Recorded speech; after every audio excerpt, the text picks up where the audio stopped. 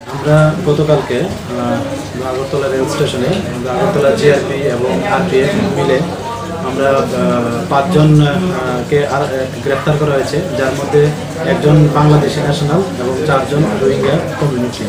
তো তারা অ্যাকচুয়ালি আমাদের ভারতের বর্ডার ক্রস করে ইলিগালিভাবে, এবং তারা এর মধ্যে কেউ চেন্নাই এবং কেউ গুজরাট এবং হায়দ্রাবাদ যেতে চেয়েছিল।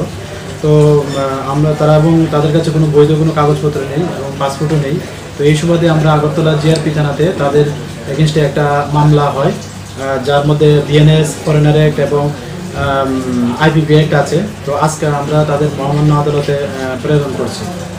এর মধ্যে 5 জনের মধ্যে একজন বাংলাদেশি ন্যাশনাল, ওনার নাম শুকুর আলী, উনি কুমিল্লা ডিস্ট্রিক্টের বাংলাদেশের, বাকিরা সবাই রোহিঙ্গা কমিউনিটি। তো এর মধ্যে একজনের নাম হলো আমির খান, আমির হাকিম, যিনি বুলাখালী ক্যাম্প নাম্বার 9-এ, যেটা কক্সবাজারে অবস্থিত। আর আরেকজন হচ্ছেন ইয়াসমিন আক্তার এবং এমডি তারেক, তারা বুলাখালী ক্যাম্প নাম্বার 2-এ, যা কক্সবাজার বাংলাদেশে অবস্থিত। এবং আরেকজন হলেন মোহাম্মদ উল্লাহ, উনি ক্যাম্প নাম্বার 11-তে, যেটা কক্সবাজারে অবস্থিত।